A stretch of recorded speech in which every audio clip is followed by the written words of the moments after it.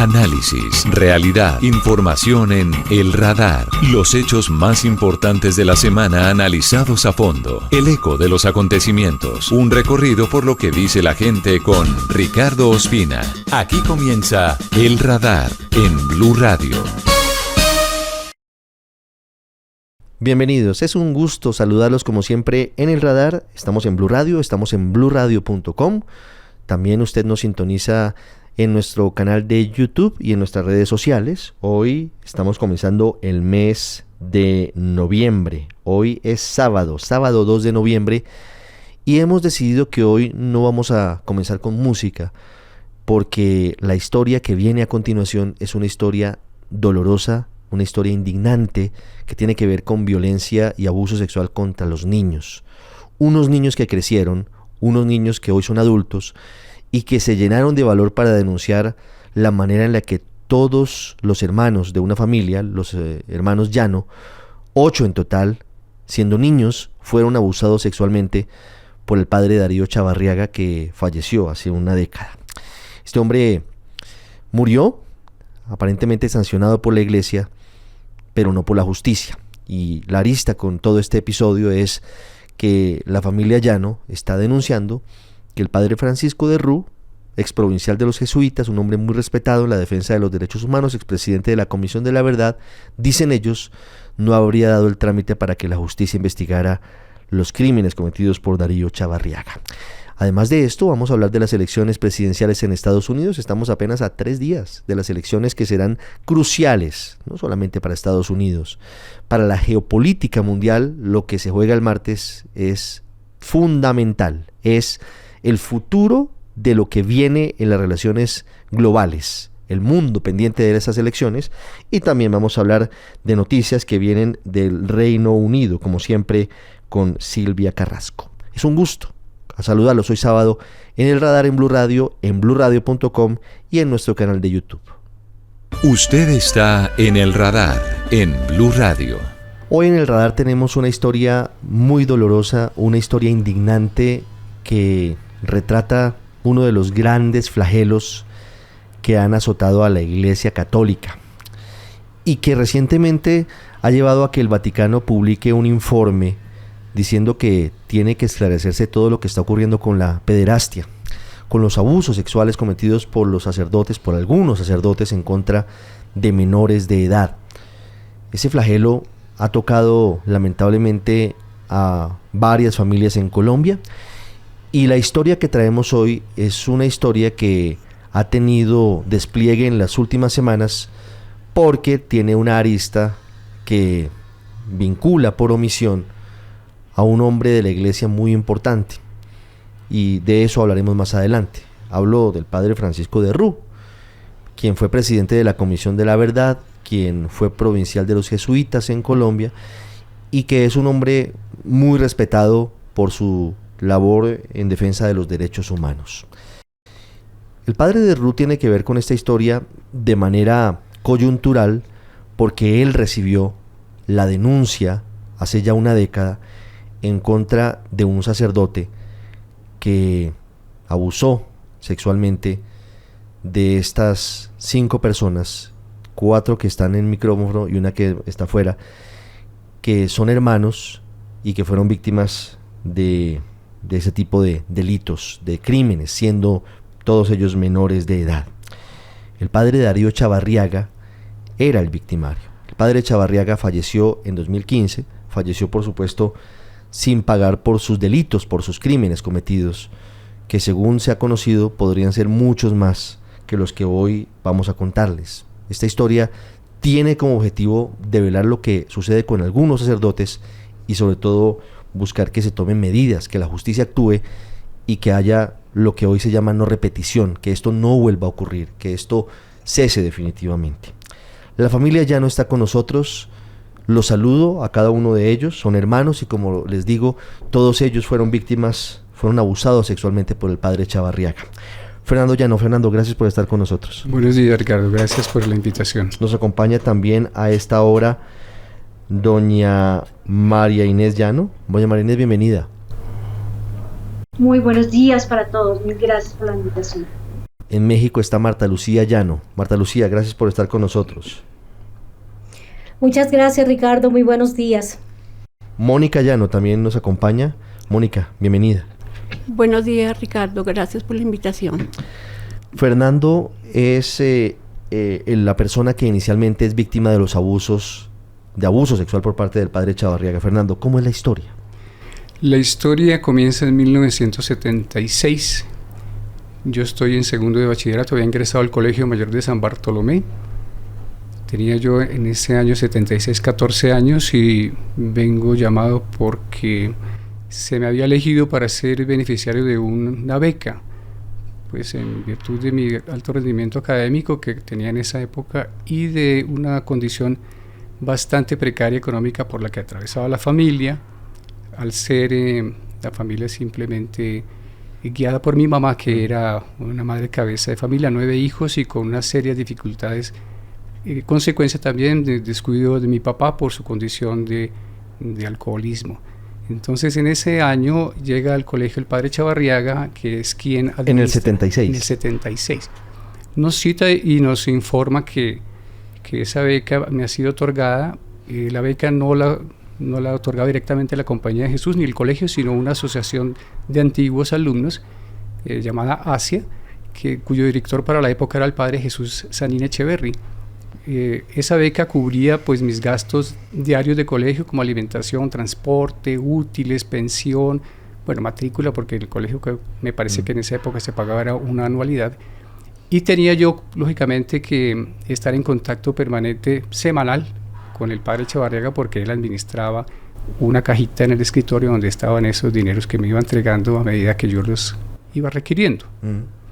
¿En qué momento comienza el padre Chavarriaga a abusar sexualmente de usted, Fernando? El padre Chavarriaga se acerca a la familia porque pues, quiere conocernos. En el transcurso de los siguientes 2-3 meses empieza una relación de cercanía con la familia, empieza a frecuentar la casa donde vivíamos todos. Mi mamá trabajaba siempre desde muy temprano y llegaba muy tarde a la casa.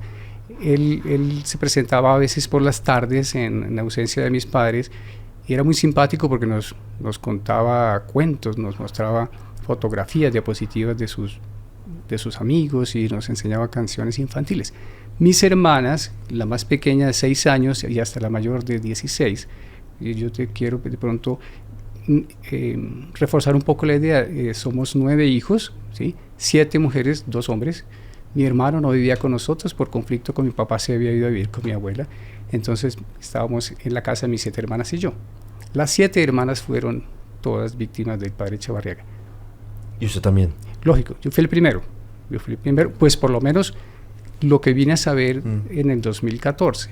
O sea, yo pasé 38 años de mi vida con ese secreto, con ese silencio, y en ese año pues me entero que no fui el único, que hubo 3 más, y posteriormente se vino a saber que habían sido todas mis hermanas. Terrible historia, porque todos los hermanos ya no fueron abusados sexualmente por el padre Chavarriaga. Fernando, ¿en ese momento usted pensó en denunciarlo? ¿En qué momento, perdón? Cuando empieza a ser víctima de abuso del padre Chavarriaga. No, yo no tenía ni idea de lo que era la justicia, yo no tenía conocimiento de qué podía pasar. Yo estaba agobiado por un sentimiento de miedo, de respeto, de veneración casi que a la figura de él, además por ser una condición de becario. Prácticamente yo era un privilegiado, me sentía así.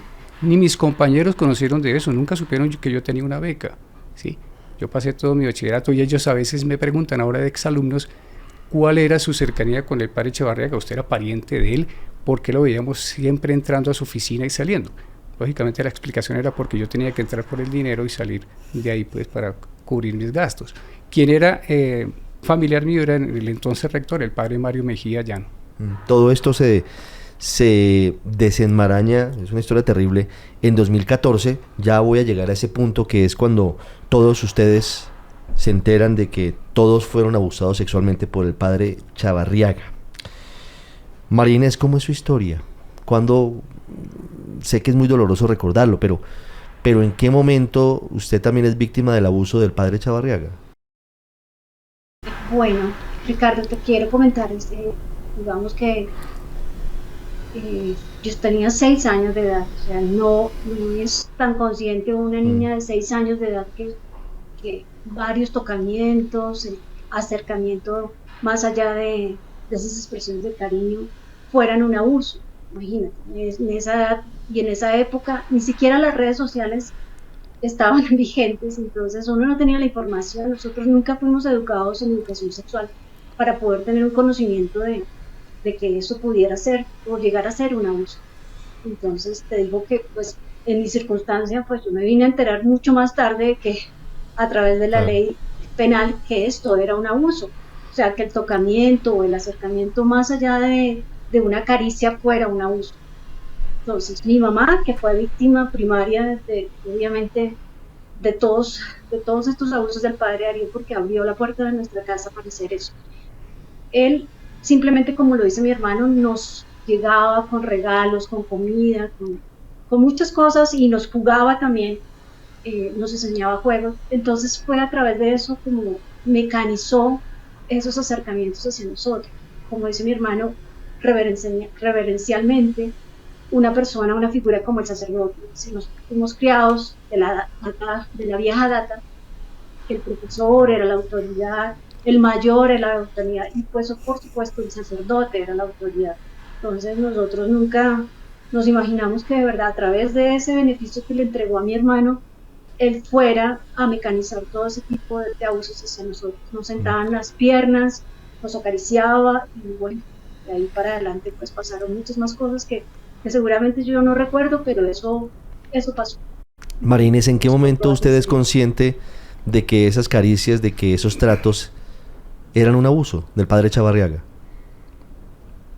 Ricardo, como te digo, yo soy abogada y yo, obviamente la explicación del derecho penal te dice que no solamente un acceso carnal se deriva de muchas otras cosas, sino los tocamientos, las caricias abusivas, los besos, todo eso conlleva a determinar que el delito pueda ser un abuso sexual. Sí. ¿Cómo es la historia, Marta Lucía? Marta Lucía Llano, desde México, su historia siendo víctima de abuso sexual por parte del padre Darío Chavarriaga.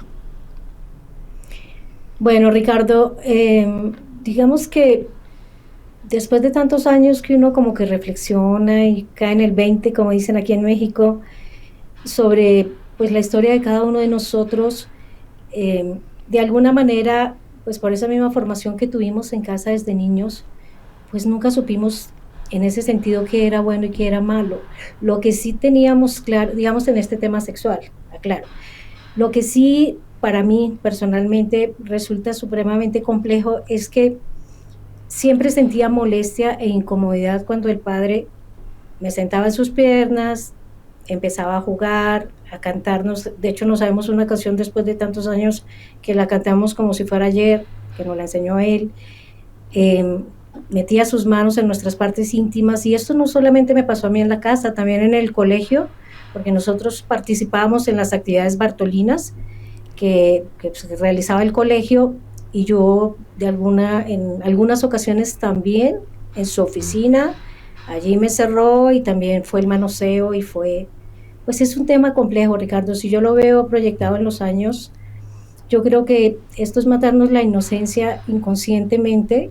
No éramos conscientes de que esto era un abuso y era repetitivo y era constante, pero interiormente sí nos quebró. Yo siento que nos quebró porque, hablo en lo personal, pues mi vida no fue fácil en las relaciones con otras personas, con hombres específicamente, porque siempre vi el tema íntimo como sucio, como no me gusta, como no me toques, como es muy difícil. O sea, sentarnos aquí contigo y mostrar esto ante el mundo para decir, carambas, que a nadie le pase, porque no es agradable haber vivido eso tantos años y en silencio. Yo nunca le conté a mis hermanos porque sentía que era conmigo. Yo no sabía que esto nos pasaba a todos. Yo decía, ¿qué hice yo?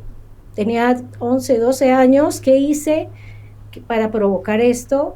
¿Y cómo transmitirle esto a mi mamá? Mi mamá, pobrecita, yo creo que se habría muerto de la tristeza, de no sé qué cosa, de haberse enterado en ese momento que nosotros habíamos sido vulnerados de esta manera y que ella en su confianza le abrió las puertas al padre Darío. Mónica, ¿cómo es su historia? Bueno, pues como dicen mis hermanos, el padre Darío entró a la casa, tuvo mucha confianza, mucho cariño, mucho amor de nosotros. Nosotros, pues en la inocencia, yo me acuerdo que igual, como dicen mis hermanas, nos sentamos en las piernas, en los brazos, o sea, en diferentes partes del cuerpo, todas ahí. Nos peleábamos, incluso el estar ahí sentadas. Nos íbamos, jugábamos y volvíamos. Y él frecuentaba mucho la casa. Cada vez era más, a raíz de la situación que había económica con mi mamá, nos llegaba muchas cosas. Y pues claro, uno de niño, esa inocencia, nos compraba con un dulce, con chocolates, no sé. Es muy triste estar contando esto ahorita, pero lo hago para que muchos niños no caigan en lo mismo que nosotros caímos. Y los que ya cayeron, que lo hablen, que lo publiquen, que no tengan miedo, que sean valientes como nosotros. Yo me vine a enterar un día que una hermana me llamó y me dijo, ay, ¿se acuerda del padre Darío? Yo le dije, sí, claro. Lo queríamos tanto que lo tenía en mi mente todas las veces, todos los días. Y me empezó a decir mi hermana, no, él abusó de usted.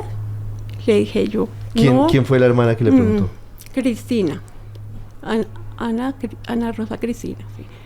Ella, yo le dije, no, o sea, de mi inocencia de pronto en este momento también que tengo, le dije yo no, o sea, no, él pues sí, yo me sentaba en las piernas y él me acariciaba, me tocaba también las partes íntimas, pero yo no pensaba que eso no era normal, vaya y vuelva y así. Pues mi hermana sí me dijo, Mónica, sí, eso es un abuso sexual. ¿Eso cuándo fue? Esa conversación, ¿cuándo fue? Eso fue en abril de este año. Nosotros nos supimos en el 2014 por mi hermano, Fernando, y yo callé. ¿Por qué cayó en ese momento, no, Mónica? No fui capaz. No me sentí con esa valentía de contar. Me quedé callada, es más, porque no sabía. Yo, o sea, sí abusó de él, pero yo no pensaba que eso era un abuso sexual lo que estaba haciendo conmigo. ¿Qué la motiva en esta oportunidad a decir no callo más? Estamos como hermanos unidos para no callar, para que esto no quede ahí en un papel o no quede en nuestros corazones, porque este es un dolor que hemos venido llevando, que fue de niño, ya somos adultos. ¿Qué pasa? Eso ahorita en este momento lo estamos reviviendo. Yo lo estoy reviviendo como si estuviera en esa casa, como si estuviera ahí él a mi lado haciéndome todas esas cosas. Entonces, por eso digo, eso era algo que no me dejaba vivir. Y no, eso no es así. Yo por más tímida, por más sumisa que fuera, no tengo por qué dejarme llevar por eso. Yo también puedo gritar y puedo decir, no más, ya, no más con abusos, no más con nada, ni para nosotros, personalmente, por dentro. O sea, yo me siento que esto me ha hecho mucho daño física y moralmente. Eso no era vida para mí. No, pues es una historia terrible y lo que significa las consecuencias son muy serias, las secuelas son muy fuertes. Fernando, ¿en qué momento, y es un momento muy emotivo porque esta es una catarsis muy dura y son unos asuntos tan difíciles de abordar que trato de ser lo más prudente con las preguntas que hago. ¿En qué momento se dan cuenta de que no fue solamente Fernando la víctima de abuso sexual por parte del padre Darío Chavarriaga, sino que todos ustedes fueron víctimas de eso? Bueno, ocurre una circunstancia un poco dolorosa en el año 2013 y por ese motivo hay una reunión familiar en la cual no estuvimos todos los miembros de la familia, pero éramos varias hermanas, unos sobrinos, el esposo de una sobrina y otros amigos.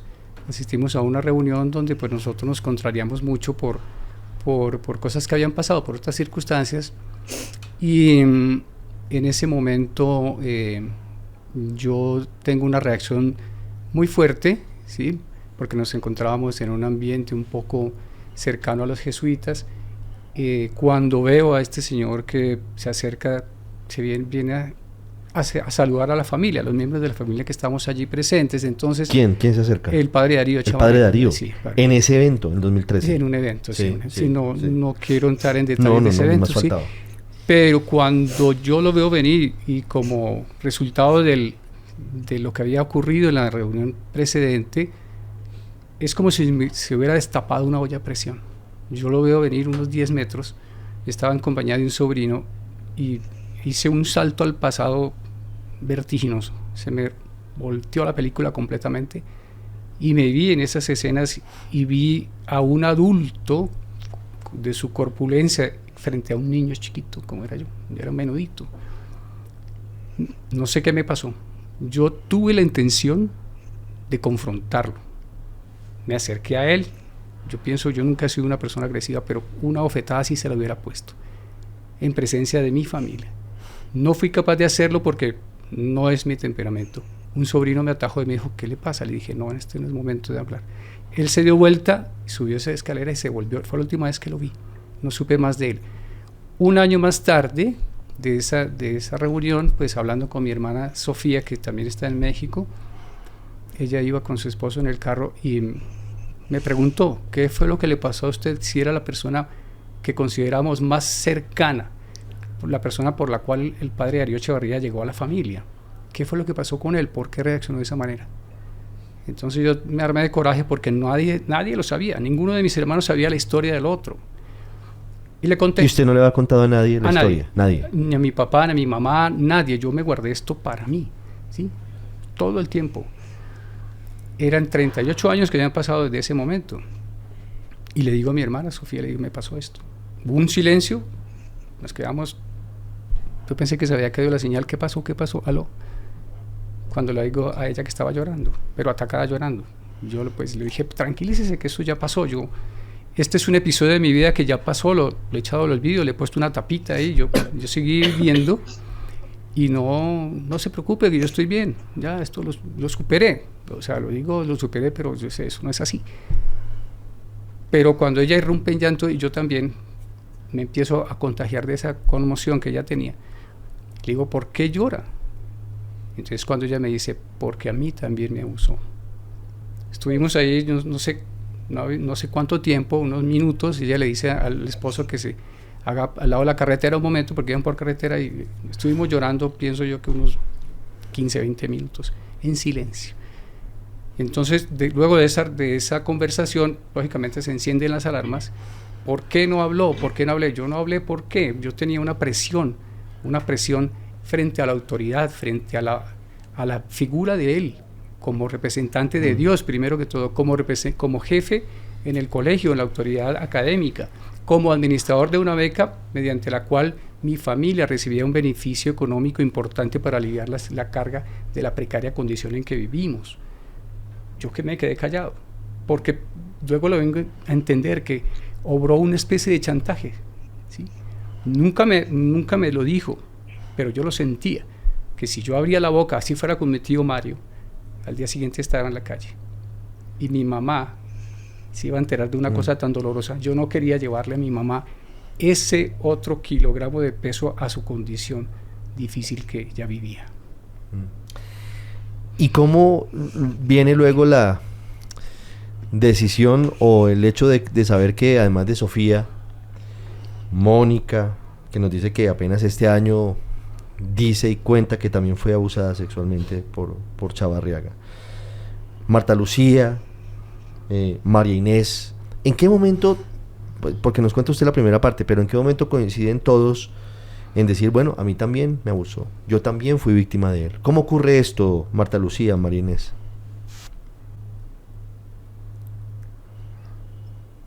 Marta Lucía. Adelante. Bueno, pues esto surge a raíz de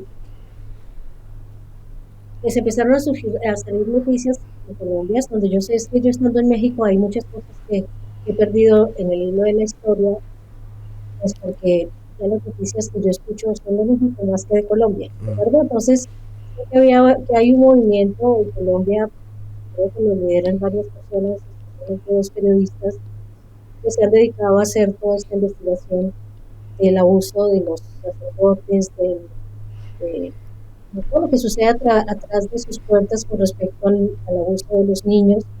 Y mis hermanos se enteran de estos periodistas, y nosotros mantenemos siempre una comunicación de familia en unos WhatsApp, y empezamos a tocar el tema. Cuando empezaron a tocar el tema, me entero yo que Fernando había sido abusado, entonces dije, ¿cómo puede ser?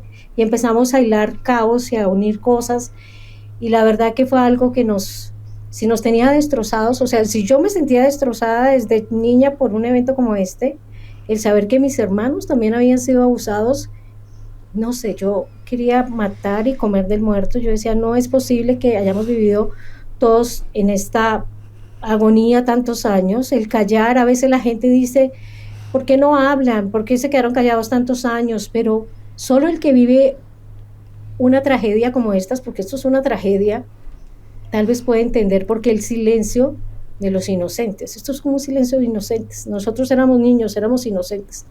Nos dio pena, vergüenza.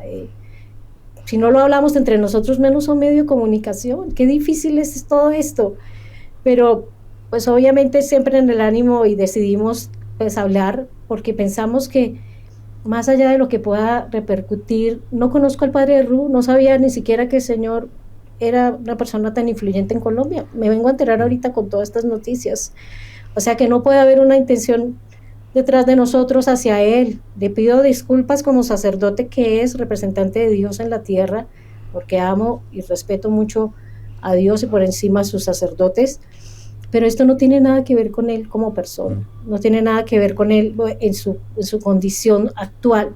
Estos somos niños que fuimos vulnerados, niños que fuimos abusados, niños que nos hicimos adultos y que nos rompieron de niños, y que así como somos nosotros 8 hermanos, ¿en cuántos rincones del mundo hay niños destrozados como nosotros, con el temor de alzar su voz y decir, yo también fui abusado, yo también, pero no es en el ánimo de dañar, de destruir, sino de cambiar y de realmente buscar que seamos más los que tengamos la valentía de pararnos como contigo, una persona tan respetable, a hablar de esto?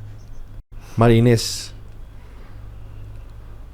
Bueno, pues también me uno a las voces de mis hermanas y te comento que si a través de estos dos grandes periodistas que son Miguel Estupiñán y Juan Pablo Barrientos, que están haciendo una labor muy linda de entender por qué tantos abusos a los niños, nosotros nos sentimos identificados con ellos y ellos, digamos, fueron como el canal de esa valentía, porque si ellos son valientes, nosotros quisimos volverlo más valiente, de poder contar nuestro caso al mundo, a todas las personas que también se han sentido vulnerables con esto, y sensibilizarnos, porque de verdad muchos hemos callado.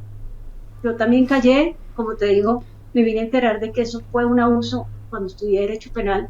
Tampoco era sencillo hablarlo con nadie, con mis hermanos, y no sabía cómo abordar el tema, porque obviamente uno, a través de sus recuerdos, uno creo que bloquea las circunstancias de dolor o de lo que sea, uno no lo habla, y pasa la vida, y cuando vuelve y salen estos asuntos, pues obviamente empezamos a entender por qué no lo hablamos. O sea, no entendíamos por qué uno callaba, el otro callaba y el otro callaba. Era tal la manipulación o tal el control que esta persona, el padre Darío Chavarriaga, ejercía sobre nosotros y sobre muchos niños seguramente.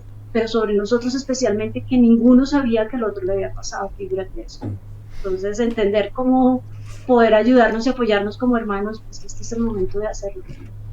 Y acá estamos dando nuestra cara, porque no es fácil poder dar la cara ante una sociedad que tal vez te juzgue, te critique, te señale, pero aquí estamos nosotros como valientes, como víctimas que somos, dando la cara y pidiéndole al mundo entero que no se calle estos delitos. Fernando, ¿en qué momento?